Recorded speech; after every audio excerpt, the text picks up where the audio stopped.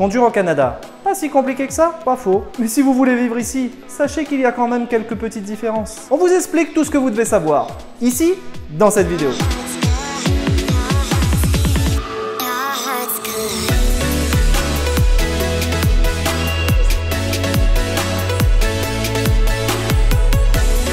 Bonjour à tous, vous qui rêvez de venir vivre au pays du sirop d'érable et bienvenue dans ce nouvel épisode de notre vie au Canada. C'est sur cette chaîne que nous partageons avec vous tous nos trucs et astuces, alors si ça vous intéresse, abonnez-vous maintenant. Et aujourd'hui, vous savez quoi? Je vous emmène faire un tour en voiture.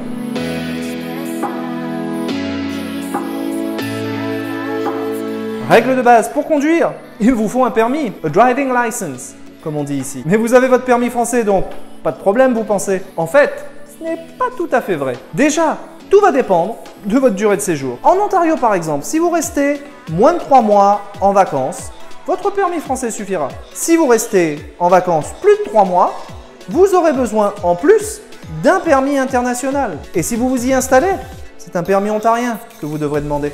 Et vous savez quoi, pour faire simple, cela va changer d'une province à l'autre. Au Québec par exemple, vous pouvez utiliser votre permis français pendant les 6 premiers mois. Mais au-delà, vous devrez avoir un permis québécois. Je vous ai mis le lien d'un site officiel dans la description de cette vidéo qui vous expliquera tout ce que vous devez savoir. La mauvaise nouvelle, votre permis est désormais valable 5 ans. Et tous les 5 ans, vous devez payer pour le renouveler. Actuellement, c'est 90 $ que vous devrez débourser. Ça va vous changer de la France, pas vrai? La bonne nouvelle, c'est que votre permis se renouvelle très facilement en ligne. En fait, pour le permis, ce qu'il faut retenir, c'est que tout se gère très facilement en ligne. Vous changez d'adresse, vous allez en ligne pour le notifier. Et on vous renverra alors un nouveau permis avec votre nouvelle adresse dessus. N'oubliez pas de faire ça quand vous déménagez. Et ça, heureusement, ça se fait sans frais. Oh, et petit détail qui a son importance, ici, le permis de conduire est une véritable pièce d'identité. En fait, je ne pense pas avoir vu d'autres pièces d'identité. Quand vous rentrez en vacances en France, vous pouvez bien évidemment utiliser votre permis canadien. Mais là où ça peut devenir un petit peu galère, c'est quand vous rentrez définitivement en France. Par le passé, c'était relativement compliqué. Tout vous est expliqué sur le site du consulat de France. Là encore, je vous ai mis le lien dans la description de cette vidéo pour que vous puissiez le consulter. Alors, maintenant que l'histoire du permis est réglée, concentrons-nous sur la voiture. Première petite surprise pour nous Français dès qu'on monte dans le cockpit.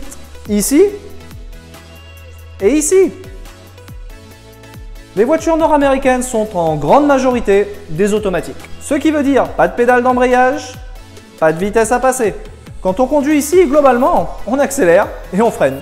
C'est tout. On peut difficilement faire plus simple, pas vrai? Et revenons sur le levier de vitesse. D égale drive.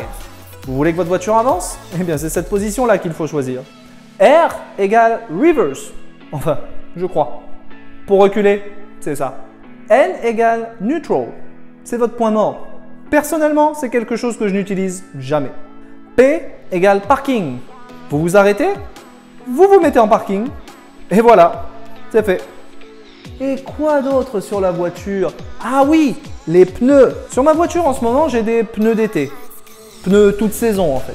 Et ici, j'ai un jeu de pneus d'hiver, comme vous l'avez certainement deviné. Mais une chose à savoir, mettre des pneus d'hiver en hiver sur votre voiture, ce n'est pas forcément quelque chose d'obligatoire. Tout dépend, encore une fois, de la province dans laquelle vous résidez. Au Québec, par exemple, il est obligatoire d'avoir des pneus neige sur votre véhicule du 15 décembre au 15 mars. Mais si vous êtes en Ontario, eh bien, sachez que c'est juste conseillé.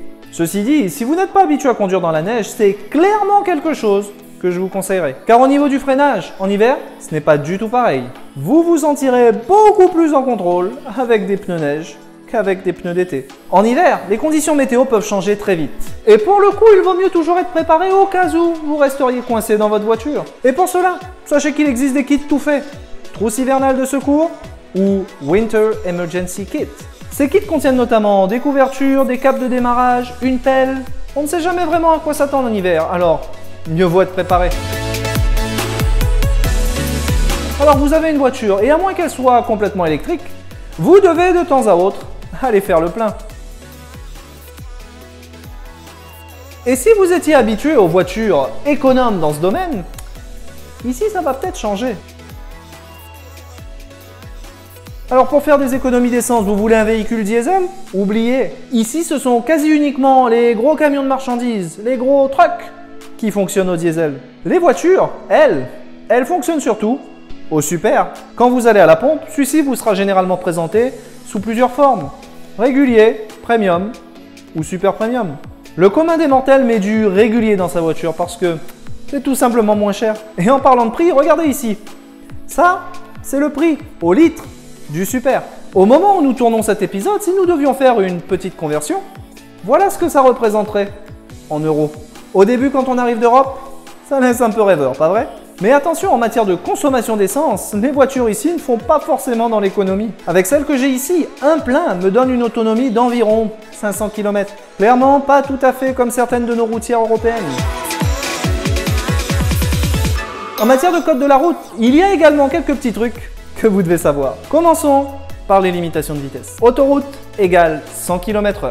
Si vous êtes habitué à rouler à 130, vous voyez que vous pouvez l'oublier. Route secondaire égale 80 km/h. Mais ça en France vous connaissez aussi, pas vrai? Et en ville, on reste à 50 km/h. Vous ne serez pas dépaysé. Alors les limitations de vitesse ne sont pas tout à fait les mêmes. Et au niveau des panneaux, eh bien, c'est pareil. Regardez et jugez-en par vous-même. Autre petite chose à savoir, les feux rouges et leur fonctionnement. Vous voyez ici, j'arrive à un carrefour à feu. Et regardez où est justement le feu. Contrairement à chez nous, il se situe de l'autre côté de l'intersection. Un peu surprenant au début, mais rassurez-vous, on s'y fait. Mais ce n'est pas tout. Vous voyez, même si le feu est rouge, vous pouvez tourner à droite. Et comme toutes les règles, celle-ci a ses exceptions. Quand le feu est rouge et que vous voyez ce signe, eh bien vous ne pouvez alors pas tourner. Et si vous vous trouvez sur l'île de Manhattan à New York ou sur l'île de Montréal au Québec, là encore, tourner à droite au feu rouge n'est pas autorisé. En France, nous avons des ronds-points partout. Pas vrai? Eh bien ici, en comparaison, il y en a encore très peu pour l'instant. Et petit conseil, quand vous êtes sur un rond-point, je vous recommande de faire très attention parce que je croise régulièrement des conducteurs qui n'ont pas encore compris qui sur un rond-point a la priorité. Alors, pas beaucoup de ronds-points? Ok. Mais voilà quelque chose que vous risquez de rencontrer. Une intersection avec 4 stops. Plutôt fréquent dans les zones résidentielles, mais on peut en voir partout en fait. Alors en cas de trafic dense, on pourrait s'attendre à ce que ce soit compliqué. Mais à ce niveau-là, très bonne surprise, car le conducteur canadien est généralement très discipliné. À une intersection à 4 stops, c'est le premier qui arrive qui part. Et généralement, et fort heureusement, ici, personne ne va vous griller la priorité. Autre détail un peu surprenant pour nous autres Français. Regardez ici ce que je fais. J'ai coupé une ligne continue, mais comment ai-je osé? Tout simplement parce que cette ligne continue sert juste à distinguer les deux voies, pas à vous empêcher de la couper pour tourner. L'équivalent de notre ligne continue, c'est ça. Quand vous avez une double ligne de tracé, là, vous ne pouvez pas doubler ou la couper. Quand vous arrivez ici, vous voyez que le code de la route est un peu différent. Ce n'est pas une montagne insurmontable, mais il y a quand même des petits détails à savoir. Mon conseil, jetez un coup d'œil au code de la route canadien avant d'arriver. Mieux vaut être préparé. Je vous ai mis un lien dans la description qui pourra vous aider. Conduire au Canada est très loin d'être insurmontable. Mais comme vous pouvez le voir, ce n'est pas tout à fait comme chez nous. Alors oui, c'est un très rapide survol du sujet. Mais ça peut déjà vous donner une petite idée de ce que vous allez rencontrer. Et c'est tout pour aujourd'hui. Merci d'avoir passé ces quelques minutes avec nous. Si cette vidéo vous a plu, laissez-nous un pouce bleu. Rien de plus motivant pour nous, comme vous le savez. Et pour ne rien manquer, abonnez-vous à notre chaîne. Nous continuerons à poster des vidéos pour vous en dire plus de ce que nous avons appris de notre aventure canadienne. À très bientôt donc, pour une prochaine vidéo.